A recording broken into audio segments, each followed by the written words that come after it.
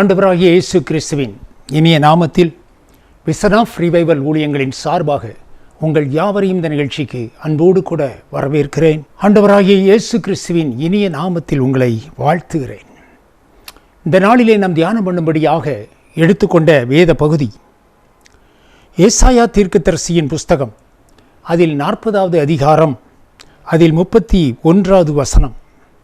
அந்த வசனம் இவ்விதமாய் நமக்கு போதிக்கிறது: கர்த்தருக்கு காத்திருக்கிறவர்களோ புது பலன் அடைந்து கழுகுகளைப் போல செட்டைகளை அடித்து எழும்புவார்கள். அவர்கள் ஓடினாலும் இளைப்படையார்கள், நடந்தாலும் சோர்ந்து போகார்கள். என்னை கேட்கிற பிரியமானவர்களை, இந்த வசனம் அநேக முறை நாம் தியானம் பண்ணி இருக்கிறோம். இந்த நாளிலும் கூட நம்முடைய தேவனாகிய கர்த்தர் இந்த வசனத்தின் மூலமாய் நாம் ஒவ்வொருவரோடும் கூட பேசும்படியாய் ஜெபத்தோடு கூட நாம் காத்திருப்போம். இந்த வசனம் நமக்கு போதிக்கிற காரியம் என்னவென்றால், கர்த்தருக்கு காத்திருக்கிறவர்களோ புது பலன் அடைந்து கழுகுகளைப் போல செட்டைகளை அடித்து எழும்புவார்கள். கர்த்தருக்கு காத்திருக்கிறவர்கள், கர்த்தருக்கு காத்திருக்கிறவர்கள் ஆங்கில வேதாகமத்திலே நியூ லிவிங் டிரான்ஸ்லேஷனில் நம்ம பார்க்கும் பொழுது who trust in the Lord என்று போடப்பட்டிருக்கிறது. கர்த்தர் மேலே நம்பிக்கை வைத்து கர்த்தரையே நம்பிக்கொண்டு சில காரியங்களை முழுவதும் அவர் செய்வார் என்று நம்பிக்கொண்டு அவர் செய்வதற்காக காத்திருக்கிற ஒரு மனுஷன், ஒரு மனுஷி. இப்படித்தான் நம்ம அந்த வசனத்தை பார்க்க வேண்டும். கர்த்தருக்கு காத்திருக்கிறவர்கள், கர்த்தர் ஏதாகிலும் எனக்கு செய்வார், கர்த்தர் என்னை இந்த நிலைமையில் வைத்திருக்க மாட்டார், ஏதோ ஒரு புதிய காரியத்தை கர்த்தர் எனக்காக கட்டாயம் செய்வார், அது அவரிடத்திலிருந்து வரும், அதுவரையிலே நான் கொஞ்சம் அமைதியாய் பொறுமையாய் காத்திருப்பேன் என்கிற மனநிலையில் இந்த வசனம் நமக்கு சில காரியங்களை போதிக்கிறது. சில வேளைகளிலே நாம் அவசரப்பட்டு ஆத்திரப்பட்டு சில காரியங்களை செய்து நாம் அதில் சிக்கிக்கொள்கிற காரியம் நம்ம வாழ்க்கையில் அநேக முறை நடக்கும். கர்த்தர் மேலே நம்ம நம்பிக்கையை வைத்து கர்த்தருக்கு காத்திருக்கும் பொழுது கர்த்தர் ஒரு பெரிய காரியத்தை நாம் நினைப்பதற்கும் வேண்டிக் கொள்வதற்கும் மேலாக ஒரு காரியத்தை கர்த்தர் நம்முடைய வாழ்க்கையிலே நடத்துவதற்கு அவர் வல்லமை உள்ளவரும் உண்மை உள்ளவருமாயிருக்கிறார். இந்த இடத்திலே பார்க்கிறோம், அநேக வேளைகளிலே நாம் இதற்கு மேலே என்ன செய்ய போகிறோம், இதற்கு மேலே நம்முடைய வாழ்க்கையில் என்ன நடக்கப் போகிறது, இனிமே சில பேர் சொல்லுவாங்க இனிமே இருந்து என்ன பிரயோஜனம், சில பேர் சொல்லுவாங்க பிள்ளைகளெல்லாம் கட்டி கொடுத்து எல்லாம் கல்யாணம் முடிஞ்சு இனிமே எப்போ வேணாலும் நம்ம போக வேண்டியது. கர்த்தருக்காய் பிரயாசப்படுகிற தேவ ஜனங்கள், அவர்களுடைய வாயிலே இப்படிப்பட்ட அவிசுவாசமான வார்த்தைகள் வரக்கூடாது. நம்மை தெரிந்து கொண்ட கர்த்தர், ஒருவேளை நீங்கள் முழு நேர ஊழியத்திற்கு அழைக்கப்படாதவர்களாக இருக்கலாம், அல்லது பகுதி நேரமாய் நீங்கள் ஊழியத்தை கர்த்தருக்கென்று செய்து கொண்டிருக்கலாம், அல்லது முழு நேரமாய் செய்து கொண்டிருக்கலாம், அல்லது விசுவாசியாய் இருந்தாலும் கர்த்தருக்காய் அநேக பிரயாசங்களை நீங்கள் படுகிறவர்களாய் காணப்படலாம். கர்த்தருக்கு ஊழியம் செய்கிற அவருடைய பிள்ளைகள் கடைசி வரையில் உற்சாகமாய் அவருடைய ஊழியத்தை செய்ய வேண்டும் என்று கர்த்தர் விரும்புகிறார். உயிரோடு இருக்கிற நாளெல்லாம், ஜீவனோடு இருக்கிற நாளெல்லாம் அவருக்காக ஏதாகிலும் ஒரு காரியத்தை செய்து கொண்டு அதன் பின்பு நம்முடைய ஓட்டத்தை முடித்து கொண்டு, பவுல் சொன்னது போல, நான் நல்ல போராட்டம் போராடினேன், என் ஓட்டத்தை ஜெயத்தோடு முடித்தேன், ஜெயத்தோடு ஓட்டத்தை முடிக்கிறேன். ஒவ்வொருவரையும் குறித்து கர்த்தருக்கு ஒரு நோக்கம் இருக்கிறது.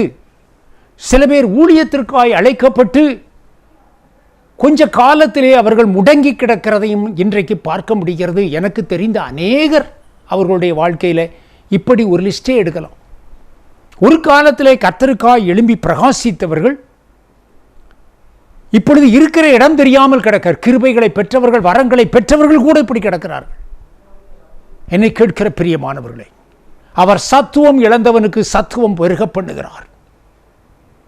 தளர்ந்த கைகளை பலப்படுத்துகிறார். தள்ளாடுகிற முழங்கால்களை பலப்படுத்துகிறார்.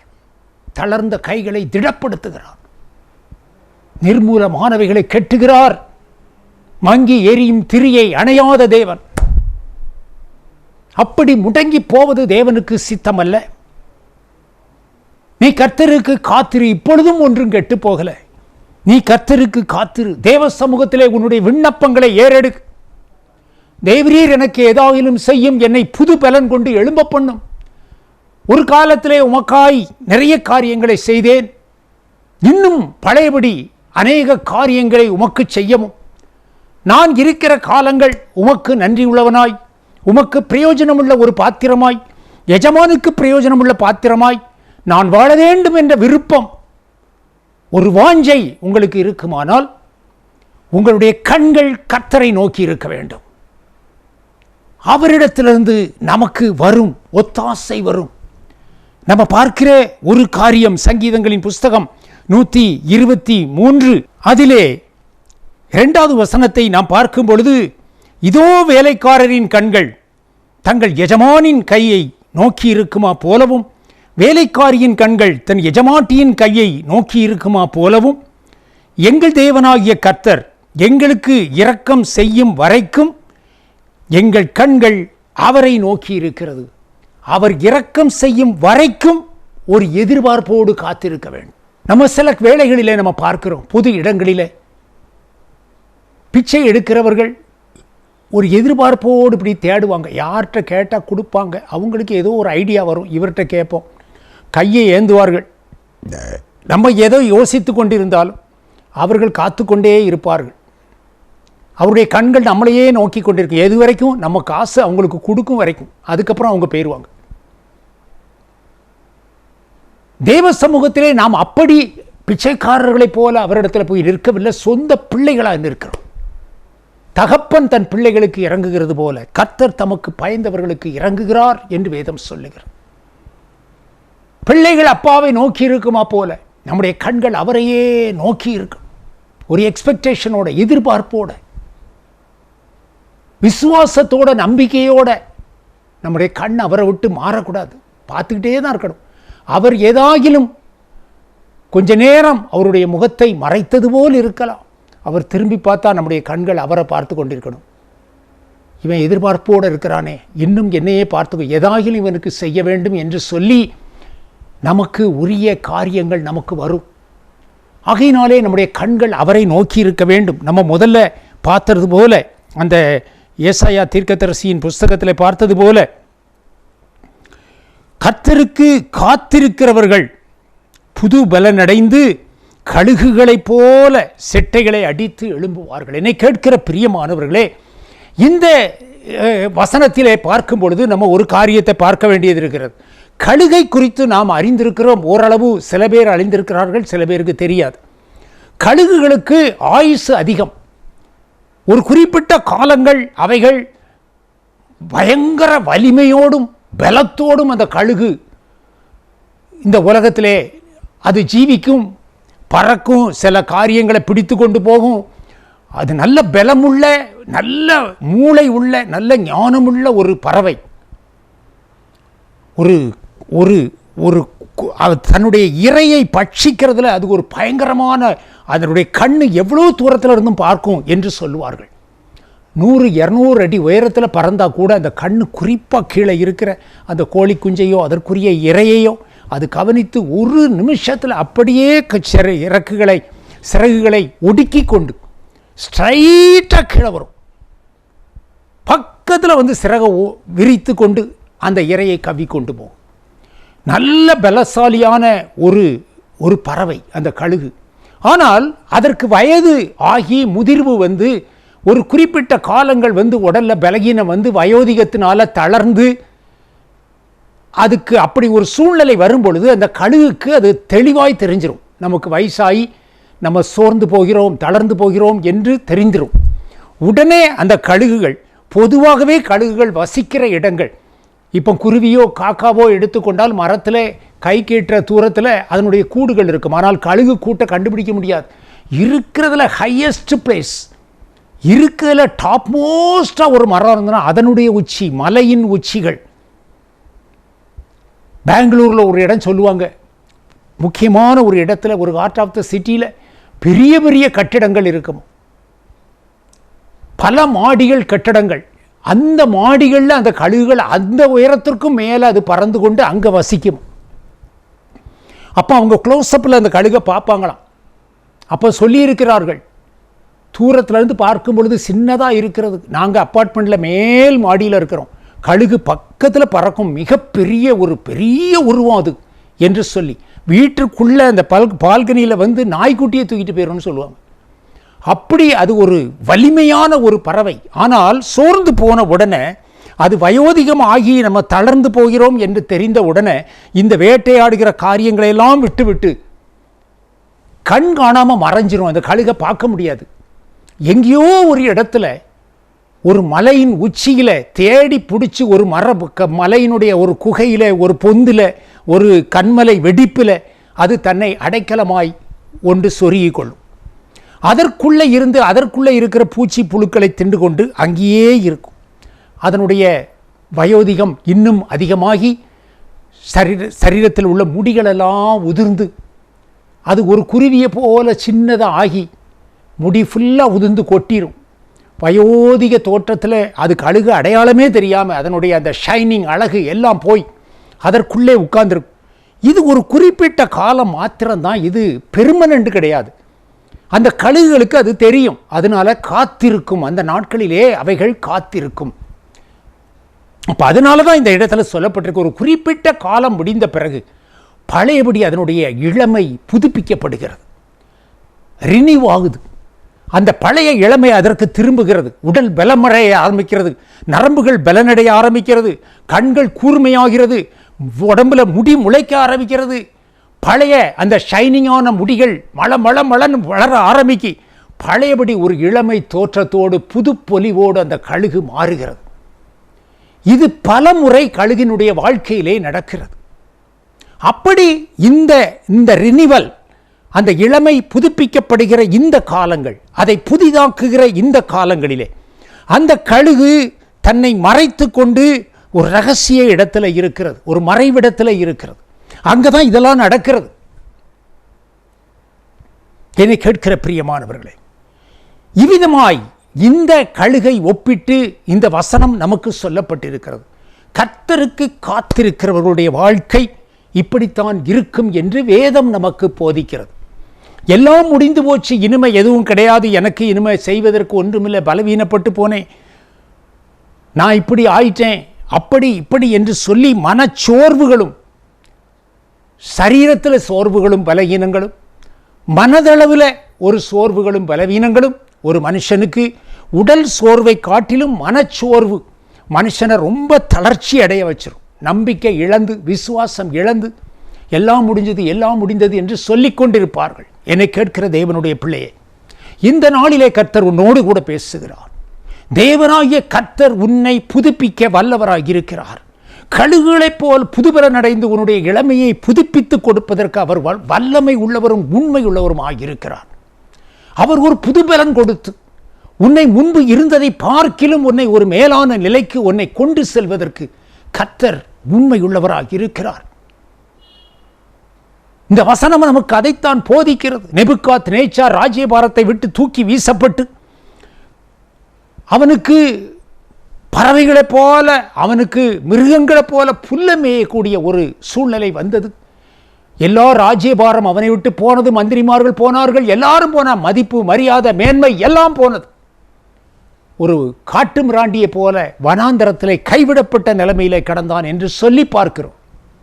ஆனால் ஒரு நாள் வந்தது, அன்றைக்கு தேவனை நோக்கி அவன் எல்லாவற்றையும் உணர்ந்து தன்னை தாழ்த்தி விண்ணப்பம் பண்ணின பொழுது அவனுடைய எல்லா முதுமை தோற்றங்களும், அவனுடைய பலவீனங்கள், அவனுடைய அந்த பயங்கரமான தோற்றங்கள் எல்லாம் நார்மலாகி பழையபடி அந்த ராஜகலை, அவனுடைய முகக்கலை அவனுக்கு திரும்பி வந்தது என்று சொல்லி வேதத்தில் பார்க்கிறோம். அந்த ராஜ மகிமை, அந்த ராஜகலை அந்த முகத்தில் திரும்பி வந்தது. விட்டு போன மந்திரிமார்கள், மறந்து போன மந்திரிமார்களும் அதிகாரிகளும் காட்டுக்குள்ளே இவனை தேடிக்கொண்டு வந்து இவனை கனம் பண்ணி இவனை தூக்கி கொண்டு போய் சிங்காசனத்தில் வைத்தார்கள். அவனுக்கு அப்படி ஒரு காலம் வரும் என்று அவனே எதிர்பார்க்கலை. அநேகர் எதிர்பார்த்திருக்க மாட்டார்கள். ராஜா காணாமல் போயிட்டார் என்று சொல்லியிருப்பார்கள். ஆனால் ஒரு இடத்துல அவன் வைக்கப்பட்டான், ரகசியமாய் வைக்கப்பட்டான். அந்த இடத்திலே அவனுக்குள்ளே இப்படிப்பட்ட சில காரியங்களை தேவன் கற்றுக் கொடுத்தார். தாழ்மையை கற்றுக் கொடுத்தார். அவனுடைய குற்றங்களை அவனுக்கு உணர்த்தினார். அவனுடைய மேட்டிமை சிந்தையினாலே இது வந்தது என்பதை அவனை உணரச் செய்தார். கர்த்தரே மேன்மையானவர், கர்த்தரே ராஜா, எல்லாரும் அவருக்கு கீழ்ப்படிய வேண்டும். நம்முடைய சாமர்த்தியத்தினாலே இதெல்லாம் செய்யலை. தேவன் எல்லாவற்றிலும் பெரியவர் தேவனே என்று சொல்லி கர்த்தரை கனம் பண்ணி தன்னை தாழ்த்தும்படி ஆண்டவர் அவனுக்கு போதித்தார். அந்த இடத்துல அது ஒரு ரகசிய இடம். அவன் எங்கே இருக்கான்னு யாருக்கும் தெரியாது. அந்த இடத்திலே அவனுக்கு டீச்சிங் நடந்தது, போதனை நடந்தது. ஆண்டவருடைய உபதேச சத்தியங்கள் அவனுக்கு ஆவியானவர் கற்றுக் கொடுத்தார். அவனுடைய இருதயம் யோசிக்க ஆரம்பித்தது, சிந்தைகள் யோசிக்க ஆரம்பித்தது. எல்லாவற்றையும் உணர்ந்து தேவ சமூகத்திலே முகங்குப்புற விழுந்து தன்னை தாழ்த்தி ஒப்பு கொடுத்த பிறகு கர்த்தர் அவனுக்குள்ளே அந்த இளமையை புதுப்பிக்க ஆரம்பித்தார். கழுகுகளைப் போல் அவன் புதுபலன் அடைந்து எழும்பினான் என்று சொல்லி பார்க்கிறோம். இப்படியாய் தேவ பிள்ளைகளுடைய வாழ்க்கையிலே இது இப்படி ஒரு சூழ்நிலை சில பேருடைய வாழ்க்கையிலே, அநேகருடைய வாழ்க்கையிலே வரும். அப்பொழுது அவர்கள் இதை உணராமல் போய்விடுவார்கள். என்னை கேட்கிற பிரியமானவர்களே, ஆனால் ஒரு காரியம், நாங்கள் ஒரு காலத்தில் எல்லாராலும் அறியப்பட்டவராக இருந்தோம், பிரபல்யமாக இருந்தோம், எல்லாருடைய கண்களுக்கும் பிரத்யட்சமாக இருந்தோம். இப்பொழுது நாங்கள் ஓரங்கட்டப்பட்டு ஒதுங்கி கிடக்கிறோம். எங்களால் ஒரு பிரயோஜனமும் இல்லை. ஊழியத்தில் முடங்கி கிடக்கிறோம். ஒரு காலத்தில் ஆண்டவருக்காய் எழும்பி பிரகாசித்தோம். அநேக ஆத்துமாக்களை ஆண்டவருக்காய் கலெக்ட் பண்ணினோம், ஆத்தும ஆதாயம் பண்ணினோம். நாங்கள் சொன்னோம், கர்த்தர் கிரியை செய்தார், அவர்கள் மனம் திரும்பினார்கள். இப்படி எத்தனையோ ஜனங்களை ஆண்டவருடைய சமூகத்திலே திருப்பும்படியாய் கர்த்தர் என்னை ஒரு நாளிலே பயன்படுத்தினார். ஆனால் இப்பொழுதோ நாங்கள் அறியப்படாதவர்களாகவும் காணப்படாதவர்களாகவும் நாங்கள் மறைந்து கிடக்கிறோம் என்று அங்கலாய்க்கிறவர்களும் இன்றைக்கு இருக்கிறார்கள். என்னை கேட்கிற தேவனுடைய பிள்ளையே, நீ மறைக்கப்பட்ட நிலைமையில இருக்கிறது. மறுபடி உன்னை உருவாக்குவதற்கு இப்படி ஒரு சிச்சுவேஷன் ஆண்டவர் கொண்டு வந்திருக்கிறார். மறுபடி உனக்கு ஒரு வாழ்க்கை இருக்கிறது. மறுபடி உன்னை ஆண்டவர் எழுப்புவார். அதற்காக இந்த காலங்கள் இது தற்காலிகமான ஒரு சூழ்நிலை, இது நிரந்தரம் அல்ல.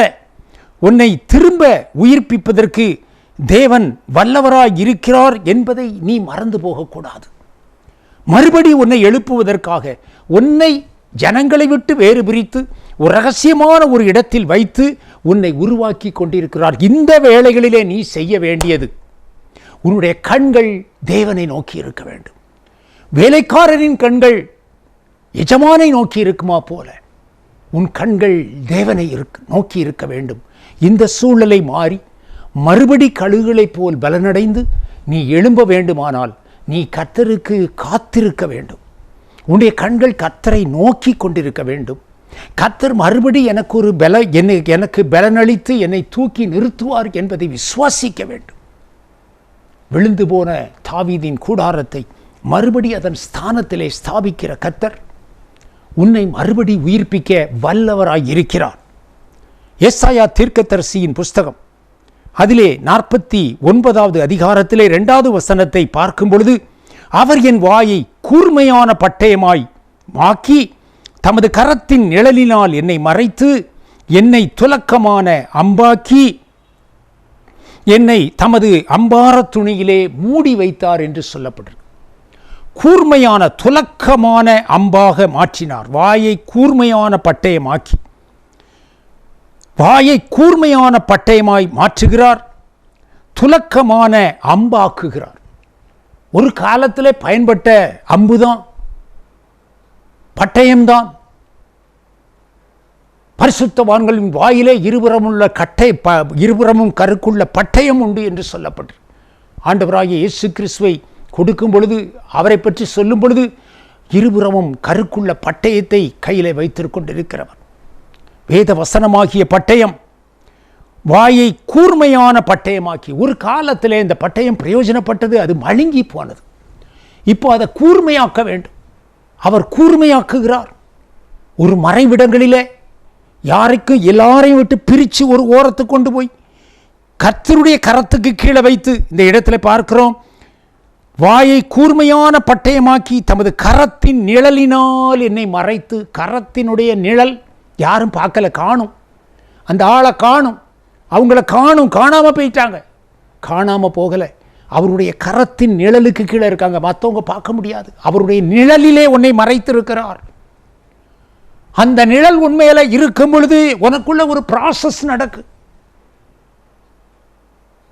அவருடைய வல்லமை உனக்குள்ளே வருகிறது, நரம்புகள் புதிதாகிறது. எசேக்கியேல் தீர்க்கதரிசியில சொன்னது போல உலர்ந்த எலும்புகள் உயிரடைந்தது போல நரம்புகள் உருவாகிறது, தோல் உருவாகிறது, புதிய தோல் உருவாகிறது, புதிய நரம்புகள் உருவாகிறது. ஒரு ராஜ முகக்கலை திரும்ப வருகிறது, ராஜரீக மேன்மை பழையபடி வருகிறது. உன்னை விட்டு போனவர்களுடைய திரும்பி வரும்படியாய் உன்னை புது சிருஷ்டியாய் ஆண்டவர் மாற்றுகிறார். துலக்கமான கூர்மையான பட்டயமாக்கி கரத்தின் நிழலினால் என்னை மறைத்து துலக்கமான அம்பாக்கி, துலக்கப்பட்ட மின்னுகிற ஒரு பட்டை அம்பு போல உன்னை உருவாக்குவதற்கு இந்த செப்பரேஷன், ஒரு மறைவிடம் அவருக்கு தேவைப்படுகிறது. அவருடைய கரத்தின் நிழலினால் உன்னை மறைக்கிறார்.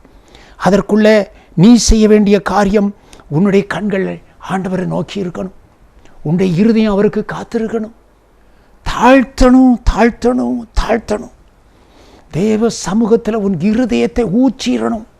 என்னை ஆராய்ந்து பாரும், வேதனை உண்டாக்குகிற வழிகள் ஏதேனும் உண்டோ என்று என்னை ஆராய்ந்து பார்த்து உம்முடைய மார்க்கத்திற்கு என்னை திருப்பியர். எல்லாத்தையும் சுத்திகரியும், என்னை சுத்திகரியும், புடமிட்டு பாரும். எனக்குள்ளே காணப்படுகிற காரியங்கள் உமக்கு பிரியமல்லாத காரியங்களை என்னை விட்டு நீக்கி போடும் என்று சொல்லி தேவ சமூகத்திலே நம்மை தாழ்த்தும் பொழுது நம்முடைய குற்றம் குறைகளை கர்த்தர் நமக்கு உணர்த்துகிறார். அந்த உணர்த்தப்படும் பொழுது அவைகளை அறிக்கை செய்து தெய்வ சமூகத்தில் ஒப்பு கொடுக்கும் பொழுது இந்த ப்ராசஸ் வேகமாய் நிறைவேறுகிறது. இந்த காலம் குறைக்கப்படுகிறது. ஹவு லாங் தெரியாது. உறுதியாய் அந்த நாட்களிலே தேவனை பிடிச்சிக்கோ, வேற ஒன்றும் செய்ய வேண்டாம். நீ தேவனை சார்ந்து கொள், அவருடைய பாதத்தில் விழுந்துரு, உன்னுடைய கண்ணீரால் அவருடைய பாதத்தை கழுவு, அவருடைய பாதத்தை ஓயாம முத்தம் செய். நீ ஒன்றும் செய்யாண்டா, நீ அவர் பாதத்தில் விழுந்து கிட. அவருடைய வல்லமைகள், அவருடைய மகிமை, அதனால ஆண்டவர் உன்னை நிரப்புவார். கழுகுகளைப் போல புது பலன் அடைந்து செட்டைகளை அடித்து எழும்புகிற ஒரு நாள் உனக்கு வருகிறது. அதுவரையில் அவர் சமூகத்தில் காத்திரு. உன்னுடைய கண்கள் அவரை நோக்கி இருக்கட்டும். அவர் மறுபடி உன்னை தூக்கி எடுக்கிற நாள் வருகிறது என்பதை நீ மறந்து போக வேண்டாம். சங்கீதங்களின் புஸ்தகம் 103:5 நம்ம பார்க்கும் பொழுது, நன்மையினால் உன் வாயை திருப்தியாக்குகிறார், கழுகுக்கு சமானமாய் உன் வயது திரும்ப வால வயது போல் ஆகிறது. கழுகுக்கு சமானமாய், கழுக போல மறுபடி அது ரினியூ பண்ணப்படுகிறது போல, வயோதிகத்துக்கு போய் இளமைக்கு அது திரும்பி வருகிறது போல, கழுகுக்கு சமானமாய் உன்னுடைய வயது திரும்ப வால வயது போல் ஆகிறது. இந்த வசனம் இது ஒரு வாக்குத்தத்தம். இதை தேவ சமூகத்திலே கண்ணீரோடு அறிக்கை இட்டு தேவனை சார்ந்து கொண்டு, நான் அல்ல, என்னுடைய சாமர்த்தியமெல்லாம் முடிஞ்சு எதுமல்ல, ஆவியினாலே ஆகும், உம்முடைய ஆவியினாலே ஆகும் என்று சொல்லி, பலத்தினாலும் அல்ல, பராக்கிரமத்தினாலும் அல்ல, எல்லாம் இழந்து போச்சு, மறுபடி என்னை புதிதாக்கும், புதிதும் ஜீவனும் உள்ள ஆவியை எனக்குள்ளே தாரும். கர்த்தருடைய வார்த்தையானது ஆவியாயும் ஜீவனாயும் இருக்கிறது. அது நமக்குள்ளே பிரவேசித்து நாடி நரம்புகளை புதிதாக்கி, சரீரத்தை புதுமையாக்கி, அந்த முகக்களை, இழந்து போன முகக்களையை திரும்ப கொடுத்து, அந்த ராஜரீக மேன்மையை உனக்கு கொடுத்து, ஒரு புதிய அபிஷேகத்தை கொடுத்து, ஸ்தோத்திரம் ஸ்தோத்திரம், கூர்மையான அம்பாக்கி, துலக்கமான பட்டயத்தை போல, கூர்மையான அம்பை போல உன்னை ஷைனிங் அடிக்கிற மாதிரி உருவாக்குகிற கர்த்தர். அவருடைய கரத்தின் நிழலுக்குள்ள நீ இருக்கும் பொழுது அப்படியே அவருடைய பாதத்தில் விழுந்துடணும். அது ஒரு உலைக்களம் போல, அது ஒரு ப்ராசஸ் பண்ணுற இடம், அது ஒரு ஒர்க் ஷாப். அதுக்குள்ளே உனக்கு நிறைய காரியங்கள் நடக்கு. உன் ஆவி ஆண்டவரை துதிக்கணும், ஆண்டவரை சார்ந்து கொள்ளணும். சுய புத்தியை சாரக்கூடாது, சுய எண்ணங்களை நினைக்கக்கூடாது. கர்த்தர் கர்த்தர் கர்த்தர் கர்த்தர் கர்த்தர். பிடித்துக்கோ, அவருடைய பாதத்தை பிடித்துக்கோ, பற்றிக்கொள், அவருடைய பாதத்தை பற்றிக்கொள். சோத்திரம். எழுந்திருன்னு சொல்வார். நீ அப்போ எழுந்திரு. குஷ்டரோகிகள் தேவ சமூகத்தில் வந்தார்கள். நாகமான் குஷ்டரோகியாய் வந்தான். கர்த்தருடைய வல்லமை அவனுக்குள்ளே இறங்கினது. பிறந்த பிள்ளையினுடைய குழந்தையினுடைய மாம்சத்தை போல அந்த குழந்தை, அந்த சரீரம், அந்த தோல் இளமை பொலிவோடு குழந்தையின் மாம்சத்தை போல ஃப்ரெஷ்ஷா, அந்த அழுகி இருந்த சரீரம் உடம்பு ஃபுல்லா மாறி சிறு குழந்தையின் மாம்சத்தை போல அவனுடைய மாம்சம் மாறினது. புதிதாக்குகிற கர்த்தர். பலவீனங்களை, உன்னுடைய பலவீனங்களை மாற்ற வல்லவர். எதெல்லாம் இழந்ததையோ அதெல்லாம் நாலத்தனையாய் ஏழத்தனையாய் திருப்பி கொடுக்கிற ஜனம். அவருடைய ஜனம் அதை பெற்றுக்கொள்கிறது. நம்ம வேதத்தில் வாசிக்கிறோம். யோபுவுக்கு உண்டானவைகள் எல்லாவற்றையும் எல்லாம் இழந்தான். கடைசியில் ஏழத்தனையாய் அவனுக்கு எல்லாவற்றையும் பெற்றுக்கொண்டான். தாவீது இழந்து போன எல்லாவற்றையும் திருப்பி கொண்டான். கர்த்தர் இழந்து போனதை திரும்ப தருகிறவர். உன்னுடைய கண்கள் மாத்திரம் அவரை நோக்கி கொண்டிருக்கட்டும். எக்ஸ்பெக்டேஷனோட, விசுவாசத்தோட அவரை நோக்கி கொண்டிரு. கர்த்தர் மகிமையாய் எழுந்தருளுவார். அவருடைய திருமுக பிரகாசம் அதை உண்மையில் பிரகாசிப்பார். அன்றைக்கு எல்லாம் மாறும். சிறையிருப்புகள் மாறும், நிந்தைகள் மாறும், அவமானம் மாறும், எல்லாம் மாறும். புதிதாக கழுகுகளைப் போல செட்டைகளை அடித்து நீ எழும்புகிற ஒரு காலத்தை கர்த்தரும் ஆர்வமாய் எதிர்பார்த்து கொண்டிருக்கிறார். கழுகுக்கு சமானமாய் உன்னுடைய வயது வால வயது போல் ஆகிறது. நன்மையினால் உன் வாயை திருப்தியாக்குகிறார் என்று இந்த வசனத்தில் பார்த்தோம். என்னை கேட்கிற பிரியமான மகனே, மகளே, இந்த நாளிலே தேவ சமூகத்தில் உன்னை ஒப்புக்கொடு. என்னுடைய அவிசுவாசங்களுக்காக என்னை மன்னியும், என்னுடைய நிர்விசாரங்களுக்காக என்னை மன்னியும். மறுபடி தேவ சமூகத்திலே காத்திரு. தேவனுடைய சமூகத்திலே நீ விழுந்து கிட. ஆண்டவர் உன்னை உருவாக்கி கூர்மையான அம்பை போல துலக்கமான பட்டயமாய் உன்னை மாற்றி உன்னை பயன்படுத்துவார். விசுவாசத்தோடு காத்திரு. கண்களை மூடி ஜெபிப்போமா. நல்ல பிதாவே, நன்றியோடு துதிக்கிறோம். என் தேவனாகிய கர்த்தர் இந்த நாளிலே ஆண்டவரே, உம்முடைய முகத்தை நோக்கி பார்க்கிற இந்த வசனத்தை கேட்கிற உம்முடைய பிள்ளைகளை ஐயா உம்முடைய வல்லமை அவர்கள் மேலே இறங்கும்படி ஜெபிக்கிறேன். ஒரு அபிஷேக தைலம் அவர்கள் மேலே ஊற்றப்படும்படி ஜெபிக்கிறேன். தளர்ந்து போன நம்முடைய பிள்ளைகளை நீர் எழுப்புவீராக. பலனிழந்த நம்முடைய பிள்ளைகளை பலப்படுத்துவீராக. கர்த்தாவே, ஒரு புது பலனுடைய பிள்ளைகளுக்குள்ளே உண்டாகட்டும். கழுகுகளைப் போல் அவர்கள் செட்டைகளை அடித்து எழும்பும்படியாய் ஒரு புது பலனை அவர்களுக்குள்ளே நீர் அனுப்பும்படியாய் செபிக்கிறேன். உடைய ஆவி அவர்களுக்குள்ளே பிரவேசித்து அவர்கள் கால் ஊன்றி நிற்கத்தக்கதாய் கிருபை செய்யும்படி ஜெபிக்கிறேன். உடைய கரத்தில் தாழ்த்துகிறோம். இப்ப இயேசுவின் நாமத்தில் ஜெபிக்கிறோம் நல்ல பிதாவே, ஆமென்.